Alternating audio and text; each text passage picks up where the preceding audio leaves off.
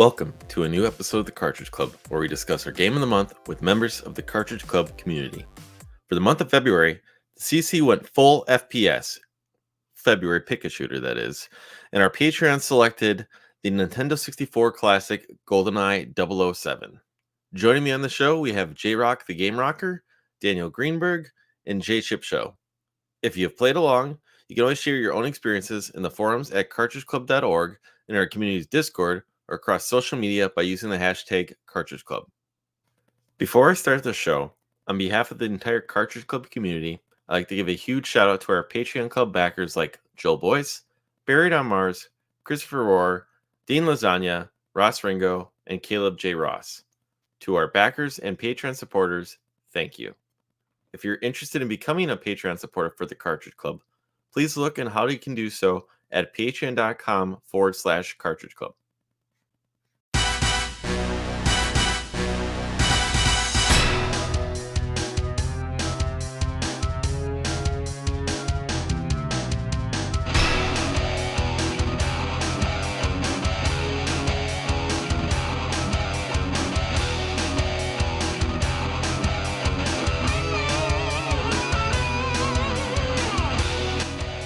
Well, Goldeneye is one of my favorite games of all time. I would say it's up on the top 10 for sure.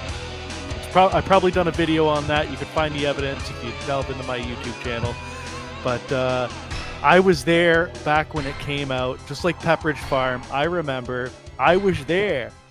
And at the time, my stepfather at the time, he, out of the goodness of his heart, the one good thing he ever did for me was bought me Goldeneye on a whim because it was that popular at the time. I think even the popularity of the game was even rumbling throughout parents at that in the mid 90s.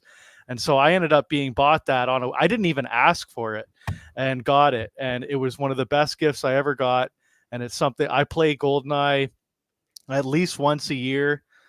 And if I don't, every couple of years, and I really delve into it.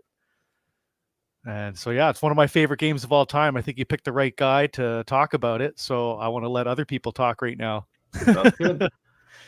Daniel, what's your overall thoughts on Goldeneye?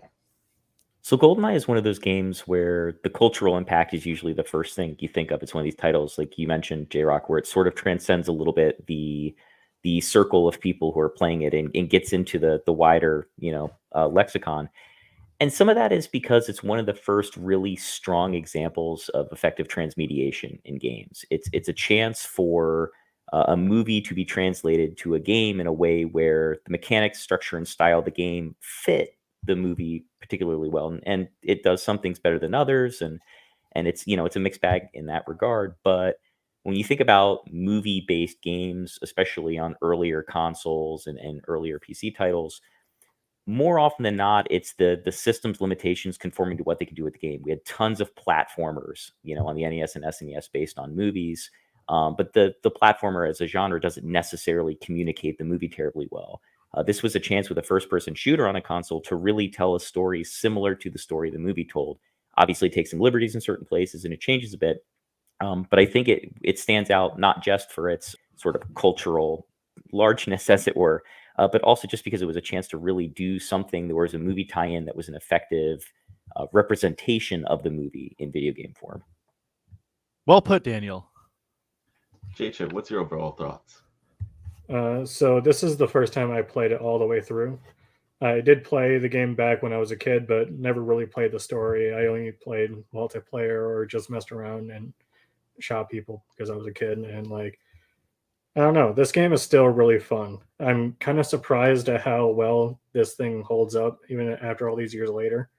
Because when you go back to these games, you think, oh, it may be a little clunky or may have aged poorly. But I would say Goldeneye still holds up, especially on the original N64. Funny you mentioned that. Well, I'll go over my overall thoughts here, but you make a good point on just maybe just the multiplayer and just going around shooting in the game, because that was something my father did here. So your father went around shooting people in the game. Of course. Okay. Yeah. So I'll state back to my history with this game. I remember when it came out. I didn't have an N64 at the time. one of my good buddies, Brandon from grade school.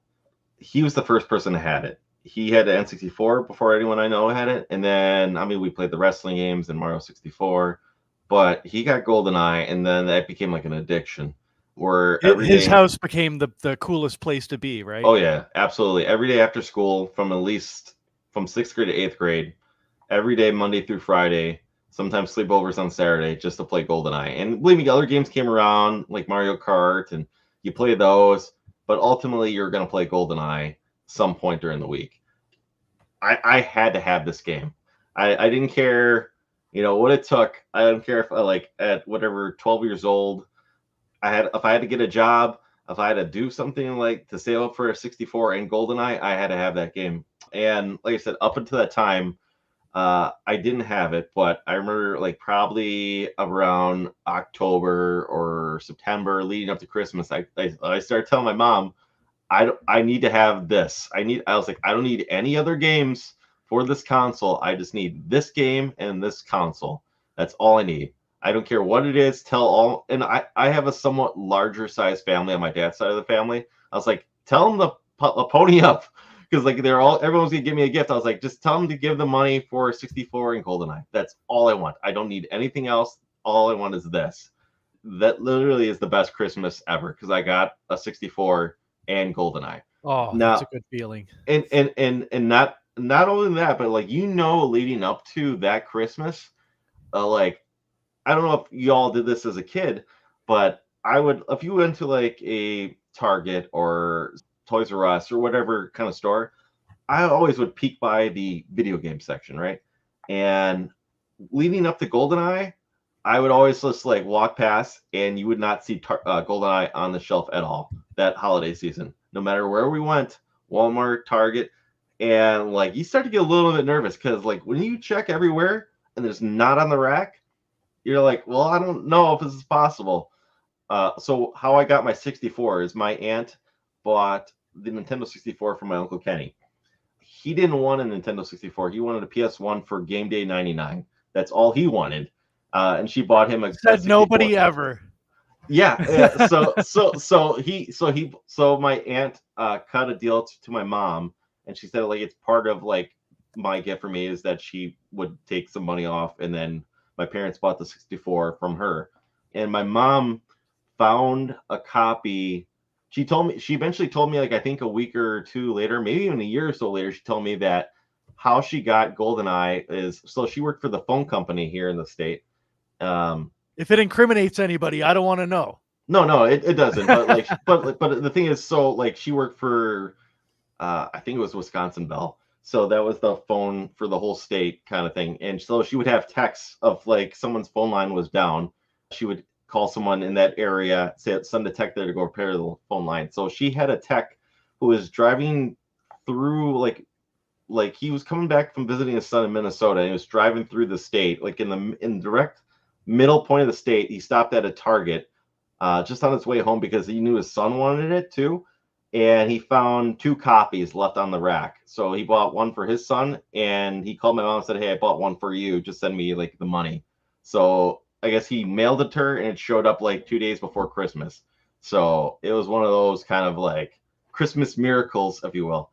Yeah. And then like I said, like it was one of those things where like I started playing as soon as got done with all the family business around Christmas, got home.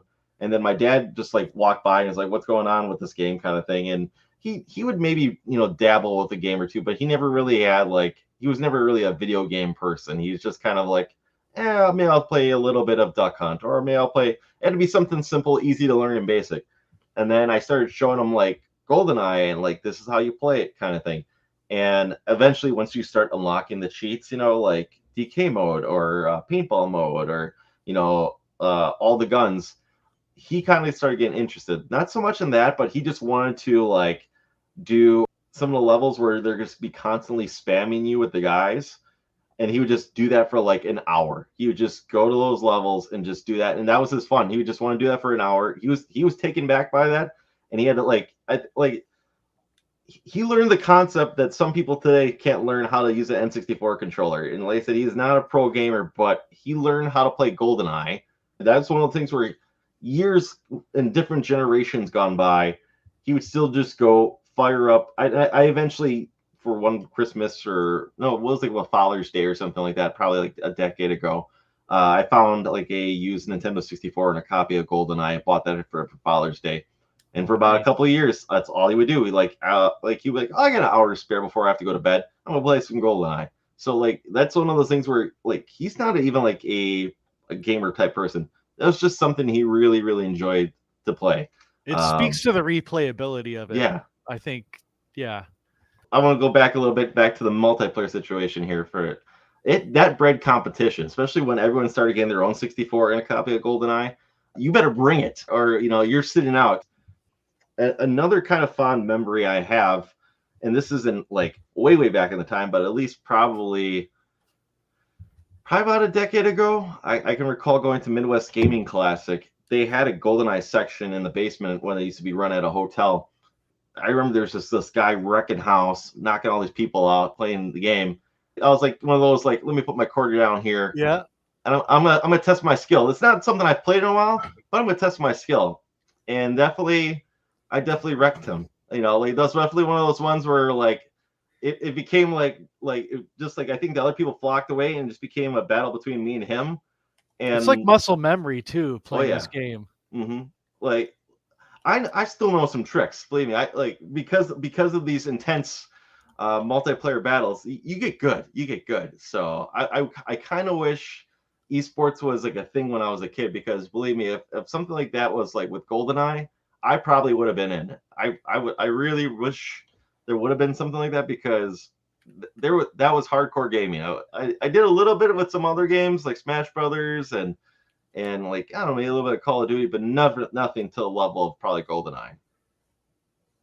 Are you more of a GoldenEye or a Perfect Dark person? Personally, this is a little weird because we always talk about how popular GoldenEye's multiplayer is. Give me GoldenEye's single player and Perfect Dark's multiplayer, if I had to pick. Can I ask though, do you use the GoldenEye levels that are in Perfect Dark? They're okay. Some of the weapons in Perfect Dark, they change your strategy a little bit, especially the things you can toss and leave behind, like the deployable laptop and stuff, to where I think the multiplayer maps in Perfect Dark are a little better designed for that game's arsenal. But yeah, I'd say between the stat tracking, the additional bots, the different game modes, King of the Hill is excellent in Perfect Dark. I'd rather do Perfect Dark's multiplayer. Yeah, I completely agree with you there, Daniel. But unfortunately, I feel like I was already past the N64 by the time Perfect Dark kind of came around. I was on the PS1. But years later, getting into Perfect Dark, I did realize, yeah, what could have been if the multiplayer was anything like that on GoldenEye, if they had done some of the similar things. And there's the 2-player mode that you can do the missions, right, in Perfect Dark? Yes, yeah, you can do them cooperative. That would be awesome in GoldenEye. Just imagine what could be done. For me, like, I haven't played Perfect Dark in a very long time, so I don't even know what I would think it would be better. I never played the story for Perfect Dark, so my answer would be to be determined until I play Perfect Dark. Fair enough. And it's one of those games you don't need the expansion pack, but it helps, right? I think you need for Perfect you can Dark, play the multiplayer with the without the expansion pack, but to play the story mode you need the expansion pack. Right. Has anyone ever dabbled in doing dual controllers for GoldenEye? No. Oh, like twin stick now? Yeah, where you can plug in 2 N64 controllers and play GoldenEye. Once or twice, but nothing ever came of it to mention. Mm-hmm. Just like, with friends back in the day. Like you had mentioned, like being at your friend's house. My friend's house was Danny. We'd go to Danny's house and all the kids, this is in grade 5. We'd be there on Saturday night, pizzas and chips, have a pop and chip party. Oh, the innocence of youth. And it was a good time. Yeah, Mountain Dew, man. You got stay up to 3 a.m. playing GoldenEye. You need to be on full alert. Yeah, I remember making my buddy laugh Mountain Dew and chips out his nose one night. Does anyone ever dabble in the World Is Not Enough the other Bond game for the N64? I have I not. almost did. I didn't. I'll save it for later. But I was working on a book, an N64 book, and we had to sort of like divvy out all the games everyone was working on. And I almost ended up with World Is Not Enough, but no, that didn't end up on my list. I am curious because I think I played Nightfire. So I know there's some N64 games between, or some 007 games between GoldenEye and Nightfire. Obviously, World Is Not Enough that I missed out on. World is not enough. That's on a black cart, right? Or is that blue? Might be blue. It's on a blue cart and Oh, a gray okay. cart. There's a gray cart variant too. Okay. I didn't really play too much of World Is Not Enough, but I was the kid that rented Tomorrow Never Dies, thinking that it was GoldenEye 2, and being very disappointed. We rented Mission Impossible, thinking, "Oh, this is another Bond game," and being more incredibly disappointed with it. I find that actually Mission Impossible, it is a bad game, but I feel like I have good memories of that one for some reason. It does have some charm to it, I find, but yeah, it's not comparable to GoldenEye. Yeah, I remember that, and I was really disappointed with The World Is Not Enough. Perfect Dark, I was beyond hyped for, and for the most part, I really liked the story mode a lot, but it kind of loses me with the alien stuff towards the end. But It's very campy. yeah, especially with like some of the aliens looking like velociraptors, is kind of like, But I just remember like, oh, this is gonna have blood in it. It's gonna be mature, so it's gonna be way cooler. And it was fine. It was fine. I still was very pro N64 at the time, and still am. But it was for me, like I think we always just stuck with GoldenEye because those maps are so burnt in our heads. We all had our guys we played with. So like GoldenEye kind of was like, as much as we played the other game, that we played that more for the single player than the multiplayer. I know that there's a good PS2 game I was recommended to me when I was playing GoldenEye on the stream, and I heard, I'm not sure if it's Everything or Nothing or whatever, one of the other ones for the PS2, but I heard there was one that's pretty close that like there was is it Nightfire? GoldenEye Rogue Agent, Mhm. where you don't play as James Bond. You're like you're a villain's henchman, or like you're an ex MI6 agent Mhm. that got disavowed, and you're kind of like a mercenary henchman. And that was a really good game that had it was great first person and gadgets, and That one I'm interested in, and I would have to go back and find out which one's the one on the PS2 that people were recommending to me. I remember Time Splitters came out, and Time Splitters 2, I should say. I didn't play any of the other ones except for 2 on the GameCube. But as soon as you start playing that, like it's the same sound effects, same life bar, same shield bar. It's a little bit more goofy, but it definitely felt like I was playing something out of the Perfect Dark GoldenEye universe, if that makes sense. Have any of you guys ever played the remake that GoldenEye that came out on like the PS3, the Wii, the 360? Have you guys ever dabbled in that one? The remaster, yeah, on the Wii briefly. It was a friend had a copy and played it for a while, but I had some trouble getting the hang of the controls and dropped it pretty quick. It's so funny. You get so used to, again, this control scheme on the N64. It's such a unique control scheme, and you get comfortable doing things like circle strafing with it in a way that you can do almost effortlessly on a mouse and keyboard. It really takes a little refining, getting comfortable with that control scheme. Trying to play the same game with different controllers, you'd have to take a lot of time just kind of to relearn and remap, and it didn't click with me. Yeah, I dabbled with it on my buddy's got the PS3 version, and I played the damn level.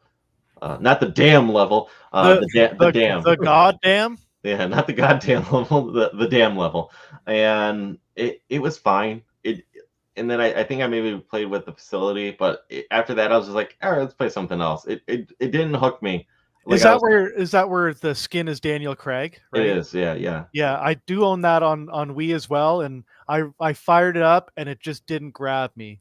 Mhm. I agree with Daniel. There's just you have the feeling for the original N64 version, and it's like they really took a lot of liberty with redesigning levels and stuff, where it's like if they had just sort of kept the same idea, and just sort of reskinned it and updated it, but they took too much liberty with it that it didn't grab me. Has anyone tried like the recently released that's a remaster that's on the Xbox or the Switch? Well, I'm playing it right now. Oh, on which one?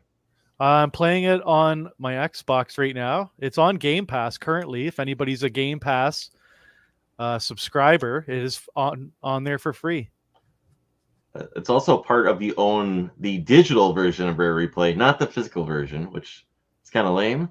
But I'm just generally curious, how is it running? Because I see that I think Xbox marks it as a 4K 120 hertz version, which I wanted to get into, at least dabble with. I wanted to at least try it, but I couldn't find I know I have a 3-month pass of Game Pass laying around somewhere.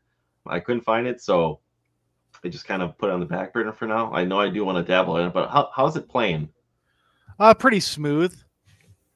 There's even some portions where there was some lag before in the N64 versions. It's kind of smoothed that out, which may or may not be beneficial, depending on who you ask. Are the achievements like the same exact way for the codes? Like if you unlock one of the cheats, because I believe I read that you can unlock the cheats like you did in the original game. But are those like achievements? The timing runs? Yeah. Any? Yes, there is achievements for each completing each level on every difficulty, as well as unlocking the codes, the cheats, so to speak. Sorry. Mm-hmm. What a great system for unlocking cheats. I think my favorite thing about it is the first one you usually unlock is DK mode, because it's a very low bar, but they don't make that the first level or the second level. It's the runway, which is kind of the end cap to the game's introductions. You have those first 3 levels that kind of tell the story of what happens at facility, and you escape facility, and that's kind of the first chunk of plot in the game. And you're very likely, unless you spend a lot of time wandering around and exploring the runway and getting shot at by turrets, you're very likely to pick up that first cheat. But then oh, hey, there's a thing where if I finish these levels in certain times, I can unlock cheats, and it kind of gives the player that knowledge, but it doesn't give them that until they finish that first story block. So you're not, immediately looking at that after the first or second level and then focusing on it. It kind of lets you play through the first chunk of game and then know that's a thing you can go back and do.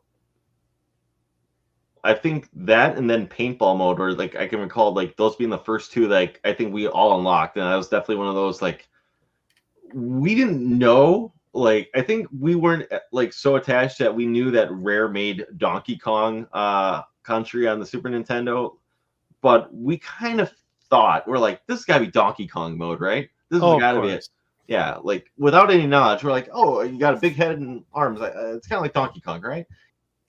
I don't think people who were like mainstays for Nintendo consoles had any doubt about it, but especially like for a game like Goldeneye, where it did have such a wide appeal outside of like traditional Nintendo gamers. Yeah, I think that's something where like the one person in the room's like, oh, that's Donkey Kong. Someone else goes, oh, okay, I remember Donkey Kong. Mm-hmm. Yeah, it's a nice little Easter egg. That definitely adds to the replay of the game too, especially when you start finding out, like you might play. Like it kind of reveals itself not on because like they're all locked on different levels. Like there's agent, secret agent, 00 agent. Mm-hmm. If you play it and you beat it, it'll tell you like your time, and it'll say like target time, I believe. Target time, yeah, exactly. And so like that's kind of like the code. Like you have to beat this one at that time under this, under that time spell. Right. Yeah, that was definitely like another one. Okay, I gotta replay this, which I'm still kind of taken back by that. I was able to, and I openly admit this, unlock everything fairly, with the exception of facility, until I saw JRock's video about 8 years ago. JRock, 8 years ago. Is that many years? Yes. It's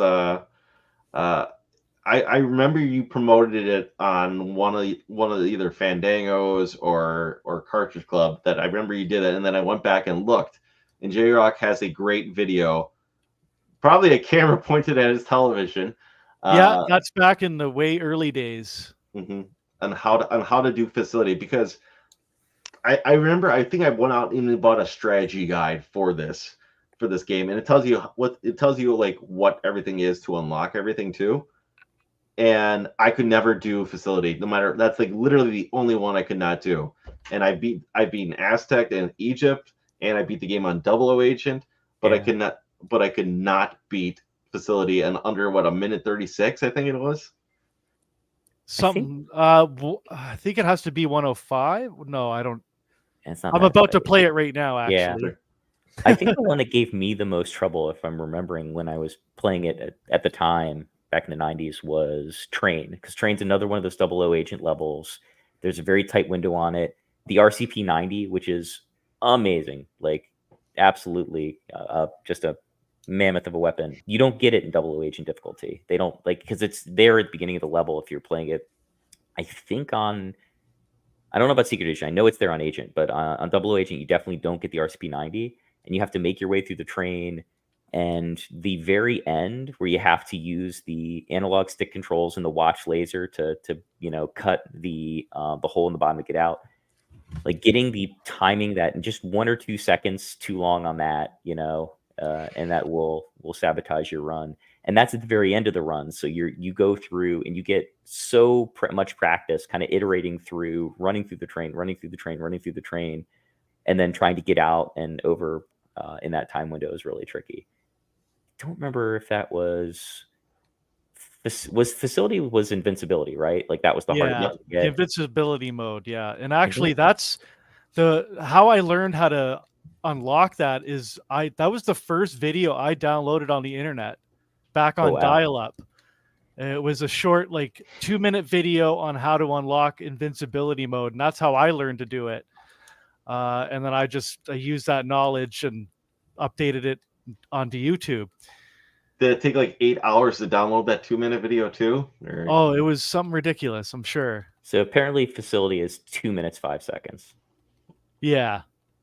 I mean, I remember that one would pull my hair out, and I could not figure out why. And I think the main reason what it is you have to have Dr. Doak in a certain spot. Yep. Otherwise, you're boned. Otherwise, you just better restart because he can't do it. Yeah, if he's not waiting for you right where you need him to, just pause, like go ahead, cancel mission, start over. Which is really like a metaphor for life.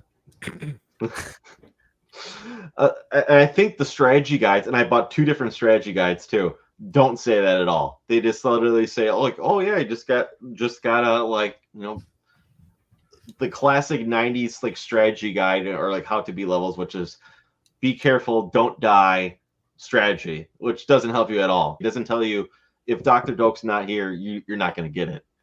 Hey, Dr. Doak's not here, man. I like Dave's not here, I still think it's pretty neat that they put him like all the essentially the side characters are all like the programmers and the people who built the game. So yeah, like all the faces, yeah. Yeah, Dr. Doak is actually an actual doctor, and his name is Dr. Doak in real life. I think that was another thing too. Like it was like that, and like if you can like you could be hauling and doing great time, but you have to get to that conversation with Trevelyan in that level too. Mm-hmm. Then blow up the gas cans and make sure he dies. You have to make sure he dies. Otherwise, if you leave too early too, nope, doesn't count. Doesn't count against one of the achievements. So then you've betrayed him. Yep. You have to let him get killed, or else you're the betrayer. Mm-hmm. Gaslit. You're being gaslit. Well, I forgot. I was going to try to say, what does he say? He says something on the cradle then too. Remember at the end where he's like, "Oh, always whatever, doing what's best for England or mother, whatever." His Majesty's loyal terrier. Yeah. Right. I can't remember. I remember the line was in the movie where he says, "I'm going to give you the same 5 minutes you gave me," and then she's like, "What does that mean?" And Bond says, "We have 3 minutes." Oh, that's right. Yeah. But I don't remember if that made it into the game. Did this game, were you guys a Bond fan before this game or after this game? No, definitely not before. And part of that's age. I was, let's see, GoldenEye, I was a teenager playing GoldenEye, and I hadn't watched a lot of Bond films. GoldenEye was, the first one after Timothy Dalton, his run. And the Roger Moore movies would be on TV occasionally, but they felt kind of silly. Roger Moore had more of a comedic take on the character, and I don't think I think I was at an age where I was neither old enough to appreciate kind of the legacy of Bond or young enough to feel like this was the cool new thing and I need to be swept away by it. Honestly, I was quickly turning into a PC gamer in the 90s. And a lot of the PC gaming was like local single player, online multiplayer. So you had to have something to play when people came over. And GoldenEye was kind of the game to have when people came over in its day. So I got into playing it, but I don't think I became a Bond fan necessarily because of it. But then when the new movies coming out, like World Is Not Enough, Tomorrow Never Dies stuff, I did go and watch, I think, all the Brosnan Bonds in theaters. And honestly, maybe the only Bond movies I watched in theaters. And I'm sure a lot of that is because of GoldenEye. I agree with you there, Daniel. In that, GoldenEye made me a Bond fan, and I watched all the Brosnan movies after that. I saw them all in theater. That's what I'm agreeing with here. And yeah, but I wasn't that much of a fan of Bond before this. It was definitely the intro. I'm more of a casual Bond fan. I was like 5 or 6 years old when I first played this game back in like 2002. So my only Bond experience would have been whatever was on Spike TV and stuff like that. Nice. I didn't watch TMC, the GoldenEye Turner movie until like, classic. oh yeah, I didn't watch the movie GoldenEye until like way later. I think like maybe a couple years ago I saw it on Netflix and I was like, hey, I kind of want to watch this, and I enjoyed it. But really, once the Daniel Craig Bond movies started coming out, I became more interested, and I saw Skyfall in theaters, so it was pretty cool. Yeah, I should really get back into the Bond era because for a minute there, this game I would say made me like go out and rent every single Bond movie that was available on VHS at the time. I remember like I played it and I beat this game and then I went back and rented it and whatnot. And there's some stinkers along the Bond era. None of them are all great, but there's some good ones. Some of them are not very culturally. What's the word? Most of the culturally Bond movies accepted. are very culturally sensitive. I mean, that's just almost part of the nature of the series, really.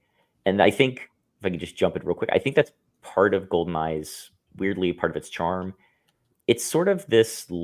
It's weird because it's the first of the Brosnan movies, and I'll preface that by saying like they made a much more after.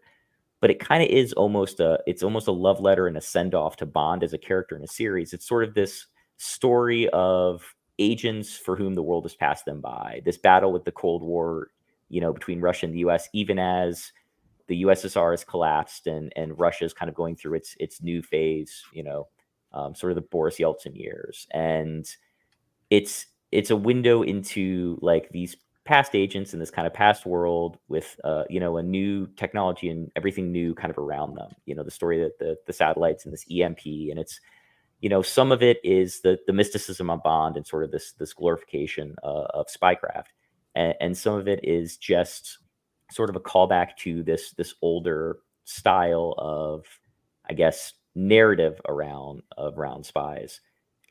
Ian Fleming, obviously himself a spy, has his history in World War II.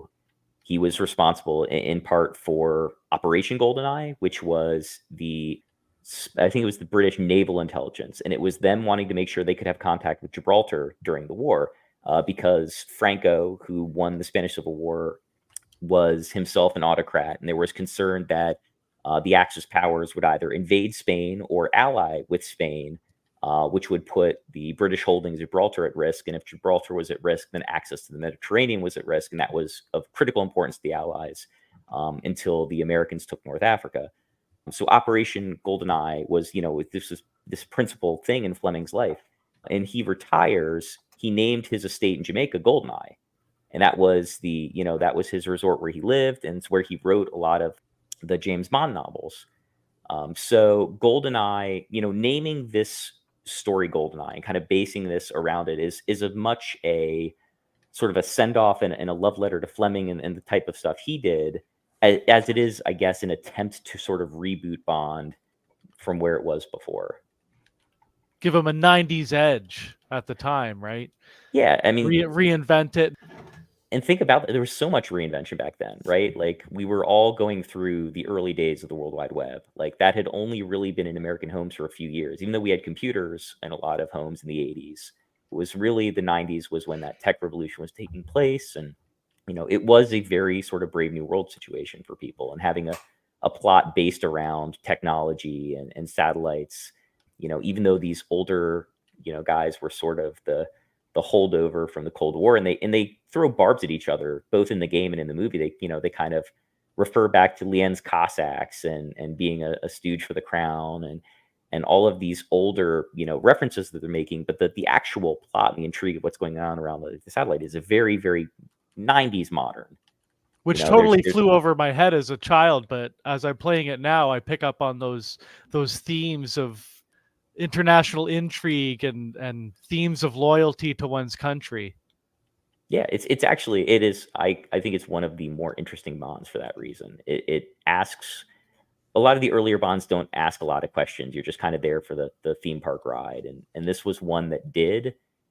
And that slowly went away as like the series continued. And again, it got a fresh reboot and a fresh take with Daniel Craig's Bond, which does more of a questioning, like, what is James Bond anyway? Craig's is more of a deconstruction of the character. Brosnan's really is sort of a breakdown of like, what does telling this sort of story mean today? Like, it's just not the same as it is in the Cold War. Yeah, but did you guys do that pen click thing that Boris used to do in the movie?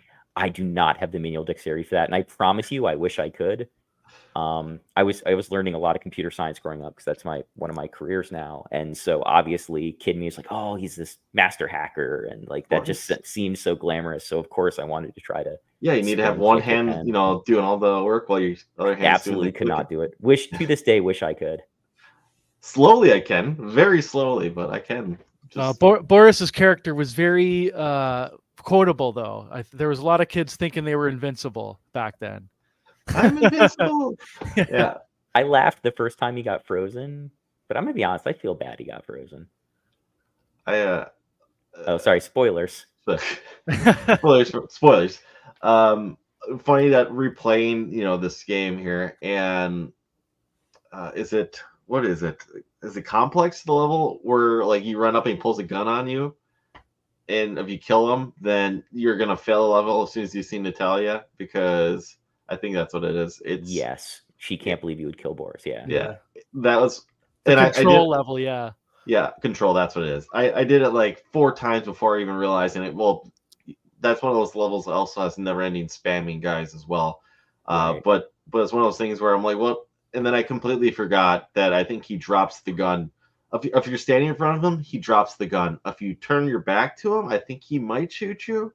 Sounds right. No, yeah, I think he flubs it every time. He does? It's programmed where he just pulls it out and then drops it, and then runs away and says, "I'm invincible." Right. That's one of those. That's the level that I used to get caught up on back in the day. That I had a huge problem with, because you have to protect Natalia. I was gonna say that's a grind of a level. Like, yeah, you have to get to the point where you have to protect her, and then you have to protect her.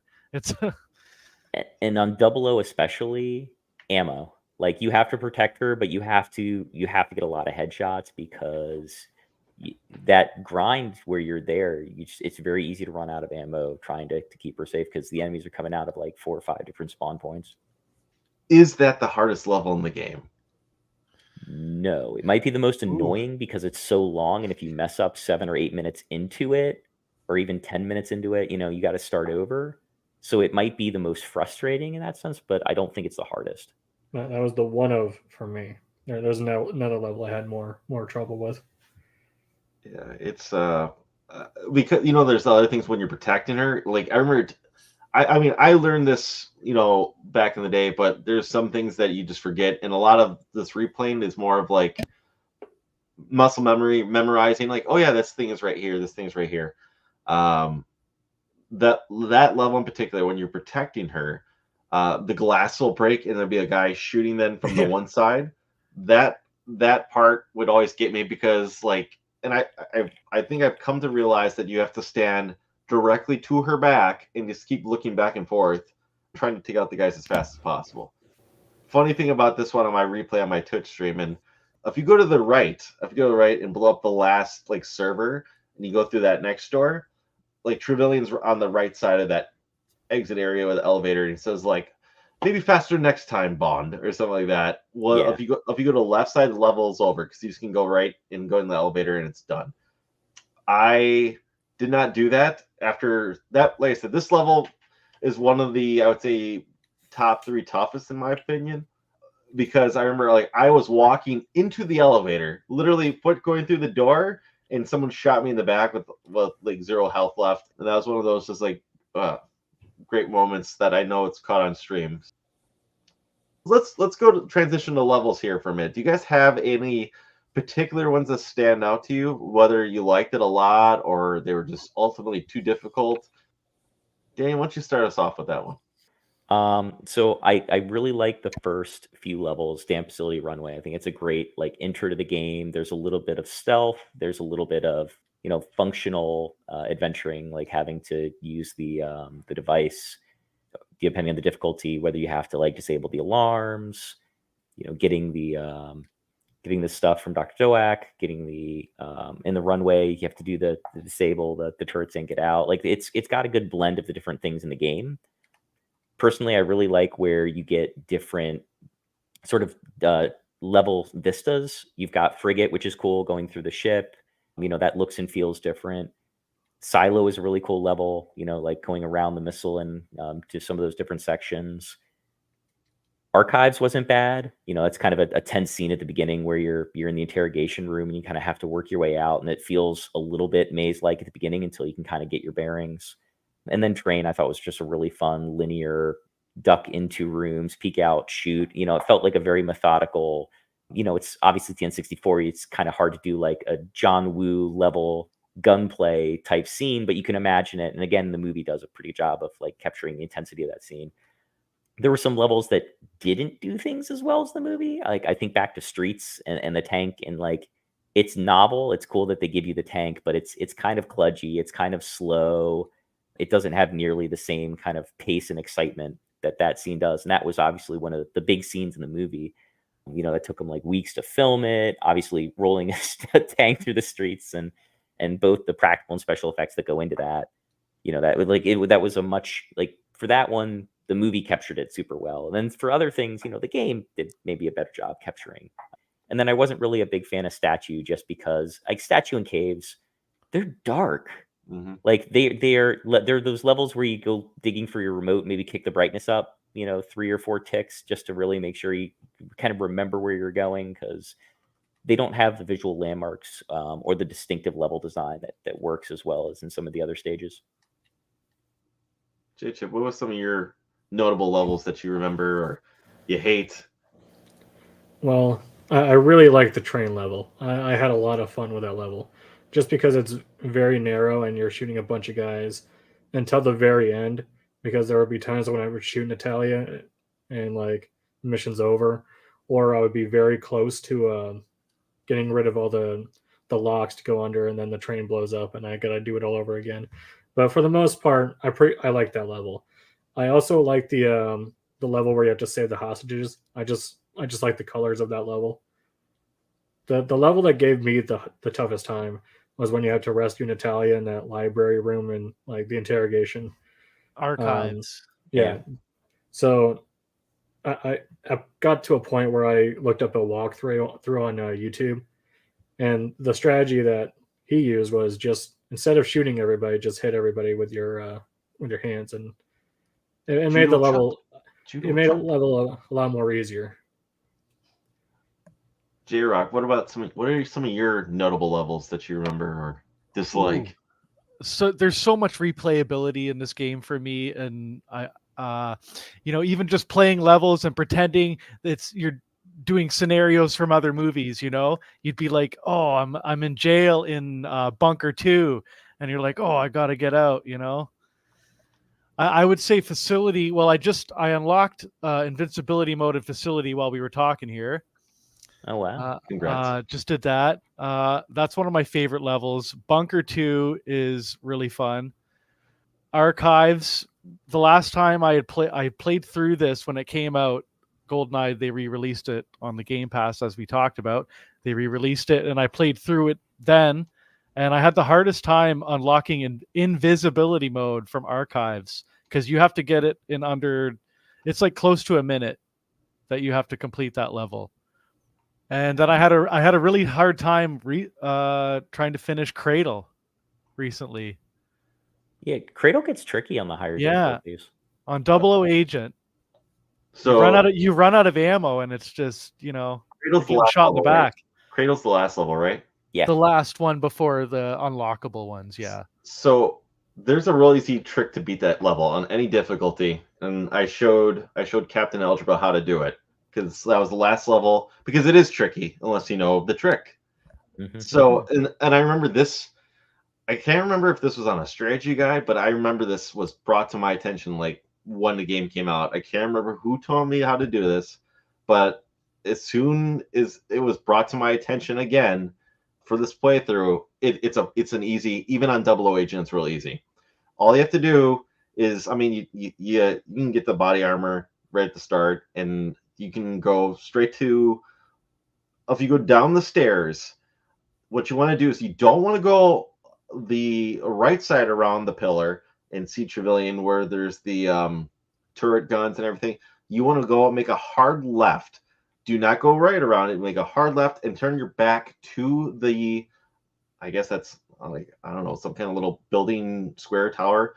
So and you don't want to go in front of that door at all. Just keep your back to that back wall. Look towards the stairs. Take out the guys either coming out that door or coming down the stairs. Just shoot them. Eventually, Trevelyan, after about, I don't know, like 20, 30 seconds, he gets impatient and he shoots the grenade at you, and it blows up that whole room. And it kills himself. It takes him out. So all you have to do is just then go down the stairs and just, and just jump on the helicopter. That's it. Wow. There's a lesson there, I think. Yeah.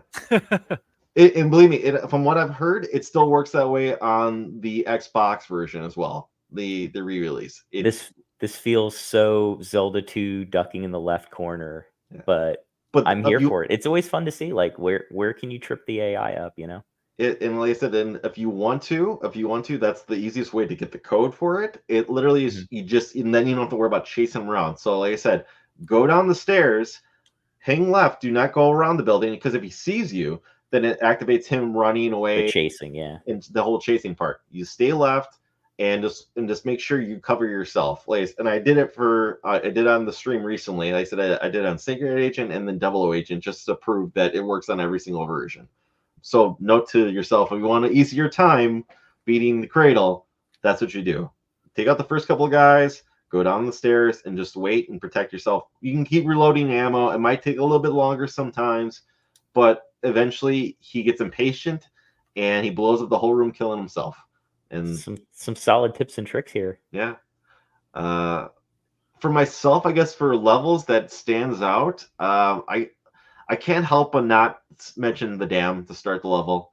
The dam, because the goddamn, because I remember just being taken back playing that game, and just then after clearing it out, just seeing what everything's in this level, like when you would disable the satellite that's right by the truck stop area. You see there's a sewers that points down. So I'm like, well, where does that go? And then you can if you go down the stairs right before you do the jump off area, there's that whole area where if you're beating on Double O Agent, I believe you need to blow up the server or something like that. There's eventually the sewer area where you can look right up. So and they sent me in this whole area of exploring. I remember with the sniper rifle, you could see that there was somebody across that lake in a tower across from that lake, where I'm like, there's got to be a way. And of course, then there's all the BS, or you can make across the lake. There's a you can secret area, yeah. Maybe there's a cheat code to or a Game Shark cheat to get across the water. None of that worked.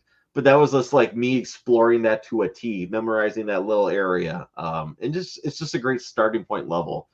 I remember believing as well, Ryan. I believed. I believed in Across the Lake, my friend. Yeah.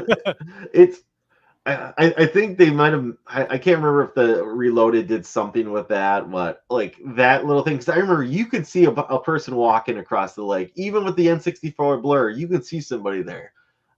I guess I'll give a shout out to Bunker 2 being a real pain. Absolutely being harder than I remember it being. That's the one where you start off, you and Natalia start off in jail, and you have to use A your co-ed jail. Yep, and you have to get the magnet watch. Well, you have the magnet watch, but you get the key off the wall, and then you judo chop the security guard, take his weapon. That was a lot harder than I remember. It took me forever to remember. Like, I knew there was a shield in this one room straight from the hallway, but it didn't help you so much, and because you're going to take a lot of damage to it. Where I don't know, like I said, that was a lot trickier than I remember. It's still fun, but boy, like that one took a couple hours to figure out. Where I had some cobwebs where I do not remember how I did this unlock the level or did it back in the day. So I thought it was interesting, like that this is kind of one of the first games I remember where they revisited levels that you played before, yep. but they made them different, and it was a new experience. So I think that was pretty innovative at the time. Speaking of like Runway, Surface 2, Bunker 2, Bunker Yeah. 3. No. Yeah. The Bunker 3 is in my mind. Yeah.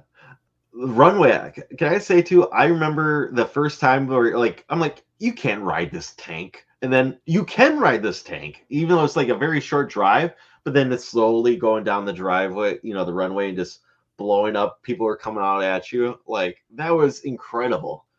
I want to say this too. Like, I was never a PC gamer, and still am not really a PC gamer to this day.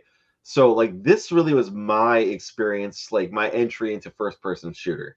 Now I remember Doom and Duke Nukem and Quake. I remember those coming out, but like something about like that those were pixelated did not appeal to me at all. But this, for some reason, stuck to me. Like, I don't know. What did anyone feel that same kind of effect? I actually had a bit of the opposite. I was a big PC gamer in the 90s, and the first person shooter was a genre that was in constant flux in the 90s. I mean, the evolution of things like mouse look, which I think started with Terminator for Bethesda, the popularization of the genre with Wolfenstein 3D and Doom, the addition of, story elements to the game. There was so much variance, things like Hexen and Heretic, Rise of the Triad, and even into the later 90s where we started, I think it was 98 or 99 when we got Half-Life. So it wasn't that far removed from GoldenEye. Like the first person shooter really was a PC genre at that point. And I think what GoldenEye demonstrated is it didn't have to be exclusively. The GoldenEye showed that this was not just the purview of the PC, that you could execute an effective first person shooter on a console. Because I mean, we had some ports of PC games, PC first person shooters on consoles. The old adage that you can run Doom on anything. But GoldenEye was really sort of this was the standout. Look, consoles can do effective single player, effective multiplayer. Like, they can be a platform for the shooter as well. And the N64 was a good platform to do that in the hands of competent developers, because as cool as the PlayStation was, and I wish I had at the time had it, especially because I was a big fan of things like RPGs. The N64 was a powerhouse. I mean, the Reality coprocessor, what Silicon Graphics put in that system was very impressive. I think that the hang up with a lot of the N64 games is, did you have a developer that was savvy enough, that understood the API, that could develop in that environment and really get the most out of that system? And I think most people would agree that Rare is one of those developers that really knew how to work, with the Nintendo 64 as a platform and really get the most out of it. So it was just kind of perfect storm of right person to have that license, right time for them to try to tackle that genre, popular media that someone who isn't necessarily a big time gamer would enjoy, and then just kind of and run with it. But I like I was saying, right? Like, I think I kind of got the flip side of that. I think it was more that it wasn't that GoldenEye convinced me that first person shooters were cool. it was a Goldeneye convinced me that this thing that I already thought was amazing and cool on the PC didn't have to be a PC exclusive. J-Chip, were you a pixelated first-person shooter guy first, or was this your entry into first-person shooter, or was something else? You said this came out when you were probably about 5, right?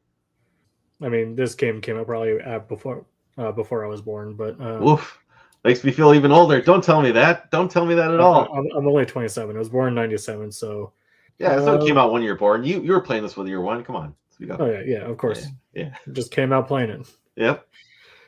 I think this was my first playing a first-person shooter. It might have been this or Perfect Dark. I don't remember which one was first, but you know, the graphics were fine.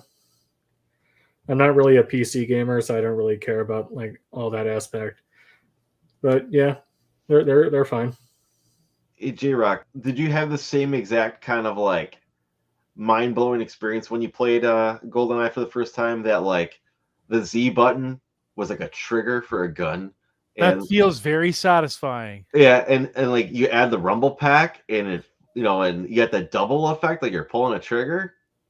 Like, wasn't that like a mind-blowing experience back in the day? Like, It surely was. nothing like that before. And I'm So, not like, trying to call you Shirley. Sure. that was one of those, just like, I think it's part of, like, you could say nostalgia blinds you, but like I remember that. Like, that was one of those. I have a few like mind-blowing moments, 2 of them being Mario can fly with a raccoon tail, and then Mario can fly with like a dinosaur when you eat a blue shell. You know, blowing my mind kind of moments. But GoldenEye, when you add a rumble pack and you pull, you know, some people call it the Z button. I always call it the Z button because there's a Z on the button. But that was just like something you had to be there kind of thing. I mean, I think we're just talking the difference between Z and Z geographically. Is that because? So okay, let me ask that question. It's a language thing. Okay, so whether you're, you know, from the UK or Canada, Australia, or, you know, the United States, it's just pronunciation of the letter, you know, Z for United States audience. Or that makes sense. And I only say that because I watched, prior to even playing GoldenEye, and when we knew the game was going to be the game of the month, there's a documentary free on Tubi right now called The Golden Era, which is all about the making of GoldenEye, where they interview like everybody who worked on the game and they talk about it, and they call it the Z button. Right. Yeah, they're all UK developers out there. Yes. So that makes perfect sense. I highly encourage everyone to watch it. It's definitely worth a watch. There's some really interesting things in there. Like, I think they talk about Shigeru Miyamoto like asking to not give Bond a gun, and and they talk about the whole multiplayer thing where they're like do not show this like to like anybody, because if you show this to the people who are making it, they're going to cancel the game. They're gonna be pissed off that this game is going to take longer to come out. And like, so it's like I said, without spoiling more of it, like, it's a really fascinating watch if you're a fan of the game. I wasn't aware of that. I definitely will now. Free on Tubi, and Tubi's a free streaming one with ads, but still, highly encourage everyone to check it out if you're a fan of the game. That's a fun service. Yeah. Let's talk about the multiplayer for a moment, because I want to know what, if you played the multiplayer, you had to have a main, or at least a couple. Who are your mains for GoldenEye? JRock, why don't you start us off with who are your mains when you played the multiplayer for this game? Okay, so here's what you do. You pick Odd Job, and then you do the thing with the controller where you put yourself in crouch permanently, and then you go around even shorter than Odd Job. And then all your friends love you and nobody wants to hurt you. I will say that the crouch thing makes that work. A lot of people just thought you could play Odd Job and that was going to make it harder for the people, but like Odd Job at full height is actually pretty close to headshot range for like when your gun is like leveled at center mass. So it's almost like it's a hindrance when some people think a little bit, you know, a hamburger helper. It's more like a hamburger hindrance. Yeah. You knew that someone was gonna say Odd Job. Well, so were you guys ever part of the no Odd Job community, where like your group of friends had a no Odd Job rule, or no? Well, we didn't make signs or anything and stand on corners. See, like my group of guys, we encourage it because we found out, because I mean at first they're like, oh, like everyone knew about Oddjob, but then we found out, like, and Daniel was right, that like if you play as power weapons, you would absolutely destroy Oddjob. Yeah. He like you instantly headshot him every single time. It's not even competition where like you're better off playing as Jaws than playing as Oddjob. So like we still encourage anyone. Plus like if you want to get good, don't play as the easy guy. Get with someone and then get good, you know. So so Daniel, who are your go-tos? I had one as a kid and I had one as an adult. As a kid, I thought Helicopter Pilot looked cool because he had that, you know, big kind of clunky helmet. The one that I've kind of grown attached to an adult is actually, I think it's either Civilian 1 or Civilian 2. You unlock him by just the first time you beat the game. He's basically just a normal looking guy with like a rolled up button down shirt where like the sleeves are kind of up to his elbows and he's wearing a vest, you know, and he just looks like a dad who's just had enough and is going to just put these secret agents and supervillains, you know, put them to task. And he couldn't look more inappropriate, surrounded by like Russian special forces and James Bond and, you know, all these famous Bond villains, you know, again, kind of talking about the game as a love letter to Ian Fleming's books. Like it's got Aztec, it's got Egypt, it's got Baron Samedi, and is Mayday in it too? Yep. Yeah, so there's like Baron Samedi, Mayday, Jaws, Oddjob. I know the Golden Gun is in it. I don't remember if Scarmiglia's in it or not. I don't think he's available as a character. But you know, it's got all this Bond lore in it, and here's, you know, Civilian 2 in his PTA sweater as a playable multiplayer character, and as seen in Street Level when he's just trying to get home for dinner. That's the thing. He's not used in Street. There are two civilians. Oh, is he not one the that one? gets used in Street, who I think is the red shirt guy, and that's a bit of a joke by the Rare guys that there's all these red shirts running around, if I'm remembering this correctly. I don't think Civilian 2 gets used anywhere in single player. I think he's the other civilian model. There is a lot of skins that are like that. That's what I do find interesting about the separate, you can unlock more skins. There was a code that you can use on the N64 that unlocked different skins that you wouldn't necessarily unlock on your own. There were some that were controller inputs, and then if you had a cheat device, you could just hex edit it, right, to get other options, values, because it's really just a combination of head model and body model, and a lot of those faces were based off of the developer's stuff anyway. I think there was, I don't remember if it was a code or like a Game Shark code or something you could play as Grant Kirkhope. Oh, well, I had actually met him. Right, and then the Klob, the Klob, obviously named after Nintendo of America's Ken Lobb. I think he might be another one of those characters that if you have the right head and body model, that like he is in theory playable.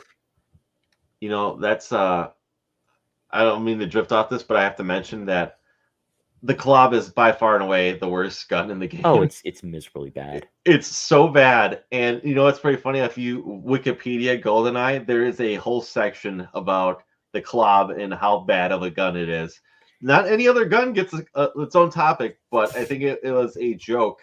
I think they talk about it in the Wikipedia that how bad the Klob is, and it's kind of just a joke put in there by the developers. So that's definitely something like playing multiplayer and learning as a kid, like, this gun is absolutely, like, you just be like unloading ammunition into people and it does no damage to anybody. So double Klob for the win. How about you, Ryan? So I always called him Baron Samedi. I didn't know that his name was Samedi, but yeah, French for Saturday. Give me the Baron. You know, give me the Baron. I want the top hat. I want no shoes, and I want no shirt. Give me the Baron. That's no what I service, want. Sir. Yeah, that's what I want. I want him, and so that was one of those characters that I mentioned.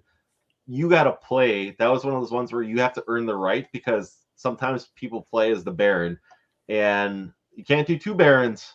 And we're not doing racing to the fastest character kind of situation either. When the character screen opens, it's you play, and then you get the rights. That's your character. That's your character until the next time you play.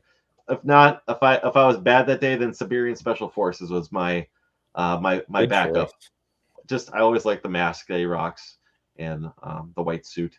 Yeah. I like the way you think, Ryan. Like, you're right. Baron is the only one with a title. Mm-hmm. He has a very prestigious title. He is a Baron. So The Baron. Give me the it makes Baron. sense that you would want to be in charge. Yep. He might also be my favorite, not in the game, but just one of my favorite Bond villains in the movies. The guy who played him, Jeffrey Holder, was like an awesome actor. He was like, I know he's a Broadway guy. You know, he was very evocative. He had this mystery to him. In the game, you have to kill him 3 times? Yep. And Egypt. Level, right? So there's like they bring that mysticism into that too. And even in the movie, he's cackling at the end of the movie like he hasn't actually been defeated. Like, he was a really cool character in a way that, like, some of the other Bond films, you know, there's obviously a little bit of silliness to all the Roger Moore Bonds, but like, he felt kind of sinister and unique in a way that some of the others didn't. And I'm glad they brought some of that into the game with the 3 death thing.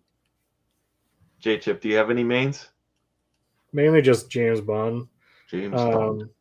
I do remember, though, my brother and his friends coming over, and there was 2 rules: no odd job and no golden gun, because they felt the golden gun was just too cheap, and odd job was just cheating. So they were like, no, none of that. So yeah. Did you have any other, like, a multiplayer, like, your sets? By that I mean, like, because there's Man with the Golden Gun is the setting where there's only 1 golden gun available, so it's kind of like a sprint. Try to find out, because it's not, I believe they randomly changed the location where it spams from, or not spams from, but, like, you know, loads out from. Was there, like, slappers only? Did you guys ever do that one? Or poison knives, or proximity mines, right? Like, Oh yeah, fist only was funny. yeah. Was there a rocket only mode in the multiplayer mode, or There was an explosive. Yeah. I don't. Explosions, okay. yeah. that was pretty fun too. Timed mines, prox mines, and remote mines were always a good time, especially remote. As soon as you learned you could detonate them in midair, you know, with A and B, and just how ridiculously overpowered they became. Especially if you learn all the spawn points where everyone loads, and you just start putting them everywhere. So it's just constant death over a period of time.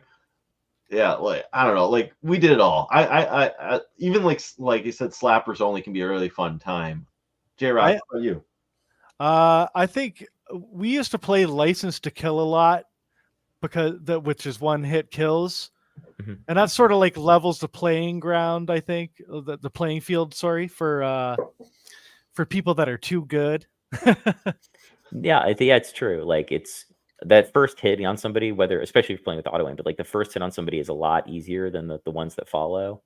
Because I find when playing just the regular mode, I dominate because I know where the armors regenerate, and so I'm constantly picking up armor, and yeah, so it makes it more challenging too for me to play License to Kill, I think. I do got a question for you guys. When you were playing multiplayer, did anybody ever accuse you of being a screen peeker?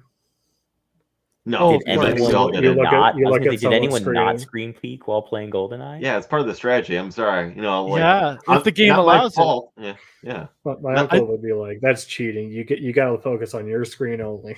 I think that's a good point, J-Chip, because it's like that game screen cheat. That wouldn't be a game if not for Goldeneye, I think. Right? Yeah. You know? And I guess now with not modern tech, but I guess with the ease of access to stuff, you could get creative. You could do a splitter to 4 separate CRTs, some construction paper or something to tape up the corners. You could actually have a legit local LAN and play Goldeneye and have everyone have their own screen.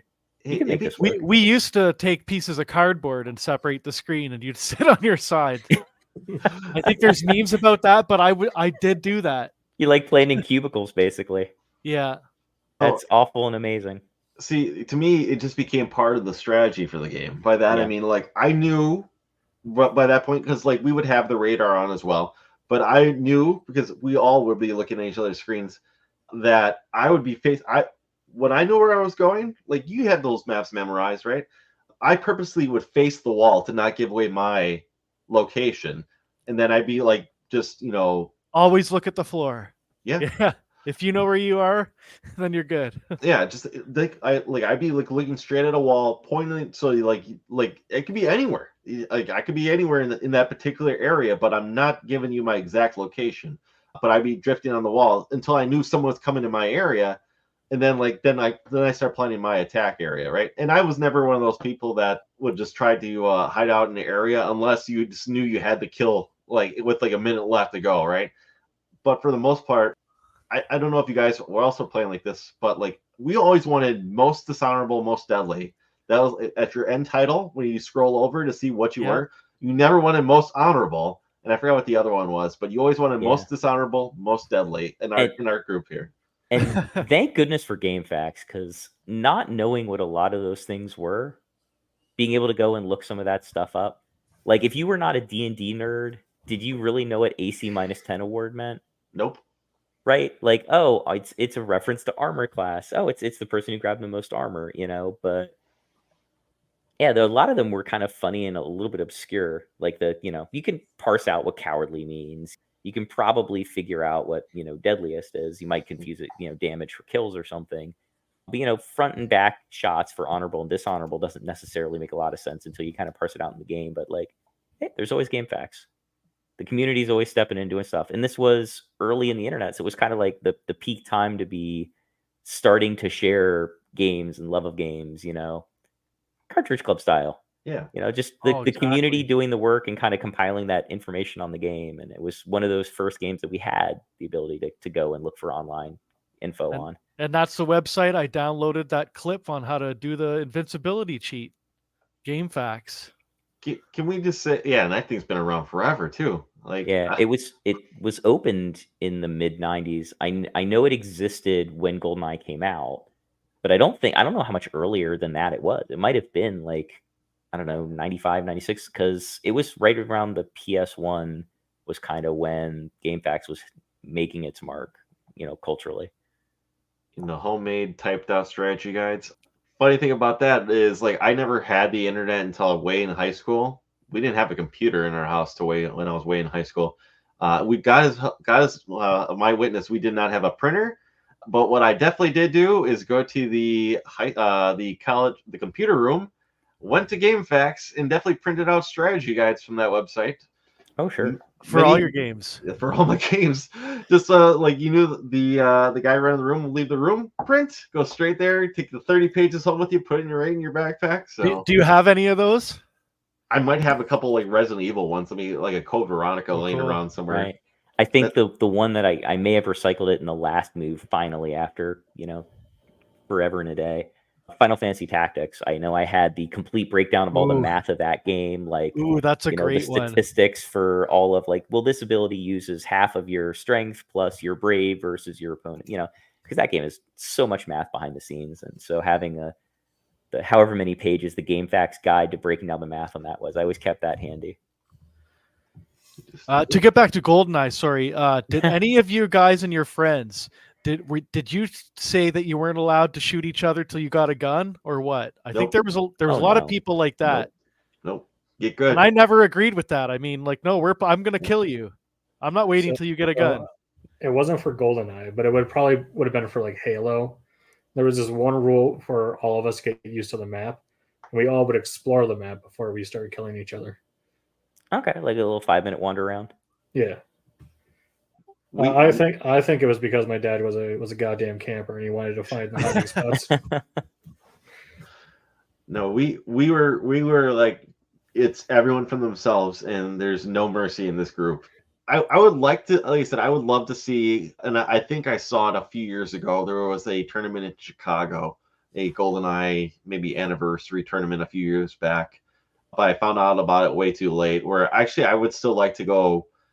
Just see where I'm at, and I'm sure I would get humbled nicely.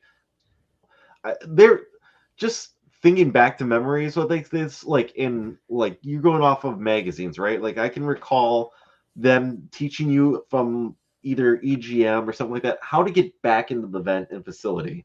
With like you have to look up and then hold right C and spin with the analog stick, and eventually he jumps up. It's not easy to do, but I've done it for no reason. What's up? And it's for no reason, but you just learned how to do something. Well, if someone's hiding in the vents, you got to be able to get them, right? So. Oh, sorry, yeah, in multiplayer, yeah. Yeah, but like you can do that. You can do that in the game. In the level, yeah. There's that, and they talk about this on the documentary as well. they were supposed to put all four bonds are supposed to be part of the game, but I guess they couldn't get the licensing rights for Sean Connery. So because of that, they had to remove all the bonds except for Pierce Brosnan in the game. I kind of remember those being like displayed like as a screenshot, and maybe they just uploaded the screenshots for it, where it was one of those things where I was like, there's got to be a way to unlock these guys. But as they say in the documentary, there's only one cartridge, and they know who has it. There's one cartridge with all four bonds on it. It was never released to the public. That'd be awesome. So, Interesting. So, one more multiplayer question. Did you guys have a no to any of the levels kind of thing? Or is it just like I'll give an agreement. Like, I think nobody liked caves for multiplayer. Like, we would play, but like we were like, no, let's just stick to complex facility. Was facility wasn't it? Yeah. Those are the big ones. Those are the popular ones. Complex facility. Temple was always like a must play. What's the one with all three levels? Is it what's got library? Is that Stack where you can go in the basement? Yeah, that was a lot of fun. But secret doorways and whatnot. Yeah, like did you guys did you guys play them all, or did you just avoid like caves and a few others? I mean, I think there were like 3 or 4 that we tended to play almost exclusively. Obviously, facility, complex, where most of our time was spent in that. I didn't mind Aztec. I wouldn't be like, we're playing Aztec or Temple, when they came up. But I don't think it was one that I was excited to play. Again, I think this is just me drifting a bit. Like the Perfect Dark maps, I think flowed a little bit better, and it's not that it was an afterthought in Goldeneye necessarily. I mean, it came much later in development, but I don't think not all the maps in Goldeneye have a really good flow to them, and so I think the reason things like Facility and Complex were as popular as they were is because on the one hand they stuck pretty close to the single player structure of those maps. But those maps just happen to also have really good flow. Like you had a good idea of where you were, different zones. Facility, you can kind of tell if somebody's near the beginning or the end of the level. So you didn't have issues where people were getting too lost because there was too much of the same visually. You guys have a favorite music track? Because one thing this game kind of is known for is its music. JRock, you met Kirk Hope earlier in the show. I did, yes. Yes, you did. And he's known as one of the kind of one of the big two, so rare for music guys. When you look at his resume, it's pretty good. It's got Goldeneye on there. It's got Banjo-Kazooie, and I had met him at Con Bravo. I was working a table with my friends at One Up Games, and it was actually his son was at the table looking. I didn't know it was his son at the time, but looking at N64 games, and then so he just started talking to me. He asked me what my favorite N64 game was, and I told him it was Goldeneye, and that was the right answer. And so I was doing YouTube at the time, and I actually got him to say my saying, keep on rocking them games on my channel. He said, this is Grant Kirkhope, keep on rocking them games. And he was a really nice guy and really talented. I think a lot of people have seen there's TikToks and memes about the Goldeneye music, and where they're just like, they wanted a banger for the menu, and then they wanted a song for the menu, and this guy came up with a banger, and it's just the menu when you have your watch open. It is true. The pause menu, honestly, might be a top 3 song in the game, and that's that's typically a throwaway. Just for ambiance, yeah. Yeah, but it's beautiful, and it has just enough of the main theme in it. So is the pause music your favorite track, Daniel? It's close. Is it hard to say because it's such a pause button kind of thing, Because Damn is so intense and it immediately drops. Right, yeah. I was disappointed they didn't do a good rendition of Tina Turner's song for the game. There may have been licensing issues there or whatever, but her Goldeneye theme song is, I think, one of the better. It has a little bit of that Shirley Bassey sound to it. But yeah, I'd say it's probably either Damn or Pause. J-Chip, what about you? I really like the Facility song. It just has something I really like about Goldeneye is the atmosphere. And I don't know, I think the music kind of adds to it. The pause music, that's really good too. I like that a lot. And the bunker song I thought was really good too. JRock, how about yourself? I think I'm partial to when there's a timer going and the music gets all serious. Oh yeah, the sped up version. Yeah. Dun, dun, dun, dun, dun, dun, dun. You know, I could do it, but I'm gonna stop there. I'll say besides like Damn and the pause music, I'll say Silo I think has an amazing beginning with like the drums. I absolutely love the music, how the drums play at the beginning of Silo. And then I would say probably Cradle too. I'll get into that one because that just starts off with like the and just like the intensity is wrapped up where you gotta go fast, and just it sticks with me.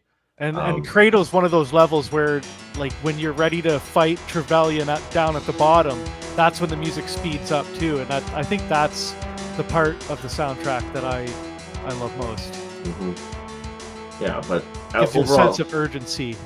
Yeah, and Daniel, I think you mentioned it seems like a lot of the tracks kind of have the theme kind of playing at a different, tempo throughout most of the game. Yeah, it gets used quite frequently in the soundtrack. But still, it's like I don't know, skillfully derived. Yeah. Mm-hmm. Yes, perfect wording. Variations on theme, very very common soundtrack move. Also, don't sleep on Frigate. Good sound. Not one that you hear a lot because it's just the one level of single player, but that's another one of those really good tracks. JRock, why don't you give us your final overall thoughts on Goldeneye? Like I had said before, Goldeneye is one of my top favorite games in the top 10. I revisit it all the time. There's many different ways to play it, I find. You can get into the speed play community. They're breaking records still to this day. It's pretty wild to watch. And yeah, it's just one of my favorite games. I can't speak more highly of something, and there's so many different ways to play it now. So you don't just have to have an N64 anymore. It's on Game Pass and Switch and on Switch. And so I just think it's awesome for a new generation to be able to play it. Daniel, what are your overall thoughts on Goldeneye? Well, it's definitely a comfort food game for me. It's one that I'll go back to from time to time and play single player again. I don't find myself playing multiplayer on this much anymore. We've got the setup for it, but I do think the quarter century or so that's passed since the game came out. We've really evolved in the genre, especially on the multiplayer side. But then from a personal level, this is definitely one I can go back to and enjoy. I find my rule is if it's been long enough that I look at the cover of Goldeneye and I don't see an extra long mouth, then I'm good, right? Then it's been long enough and I can play the game again and enjoy the single player again. If I look at it and I see, Pierce Brosnan's ridiculous double smile, then it's been too recent since I picked it up and I need to play something else. But yeah, no, it's definitely, I think, comfort food is the word I would use to describe my feelings on Goldeneye. Did you review it in the book? I didn't. I did edit it though, so. So you changed it to a 5 out of 5, right? I edited it. I didn't write the review, and I'm a little jealous of. I believe Cole got to write that entry, and I won't spoil more because the book will be out later this year. But it was one of those ones that I was hoping I'd get assigned, and I was happy with the games I did get to write the book for Pat, but that was not one of them. Gotcha. J-Chip, what are your overall thoughts on the game? Well, for first time going through the story mode, it's really fun. I liked it a lot. My only issues are aiming is kind of a pain, but once you get used to it, it's not that bad. So overall, I would say GoldenEye is still a really good game, and I'm just surprised that it held up pretty well. Yeah, I think one of my biggest fears with, and I'm a huge N64 fan, but because we asked a bunch of people, because we were just trying something different for this month. We want to get the Patreons a little bit more involved with choosing some of the games. So one of the ideas we kicked around was making February first-person shooter month. February pick a shooter, FPS, right? So we put the vote for people to select, and Goldeneye won the vote. I was a little scared because as much as I still enjoy playing the multiplayer, I was terrified that the original game wouldn't hold up so much to what I remember. And I was pleasantly surprised with how much I still enjoyed playing this game. So much so where, like, yeah, I even though some things look dated, it still is a very fun game. And it's a testament where I think people could still play this game now. And like J Chip said, like this is the first time he's beaten it and enjoy the game, where I think that kind of holds this test of time, where it still is a really good game, still to this day, and not just the multiplayer. Overall, great overall package with this thing. It's probably a top 10 game for me as well too, JRock. Even like just recap a little bit, like the replayability, just go back to unlock like the cheat codes and whatnot. And on top of that, we didn't talk about the 2 unlockable levels, Aztec and Egypt. I tried beating Aztec, and I was reading online, it's I think seen as the hardest level in the game. And it is pretty damn hard. It was I would need to go back and replay. Like I kind of know what I need to do, but I'm not sure. I keep getting killed in that level, so I kind of need a strategy. Maybe JRock has a video from 9 years ago that I could watch and get through that level again. Oh, if only I stuck with it. Shout out to JRock too. Go find his YouTube channel and watch his unlock videos for this video, because they are very, very helpful. So shout out to JRock. I was trying to do something back then, but yeah, because it is one of my favorite games. So I did try to do a series where I was showing how to unlock all the different cheat codes in the game. Hey man, it was appreciated. It was appreciated. But with that being said, that's the show, everyone. But before I go and we go here, I'd like to thank the guests for stopping by and helping us out while discussing this game. So Daniel, why don't you tell us where we can find you online, and tell us a little bit more about this N64 book that you've been hinting away at. Okay, so I guess introductions first. Hi, my name is Daniel Greenberg. I'm a professor of computer game design at George Mason University. So if you've ever been interested in making games, you can check us out at game.gmu.edu. I am also a writer and editor for the Ultimate Nintendo series of books. The NES and SNES books have been released. The N64 book is currently being kickstarted now. It should be out later this year.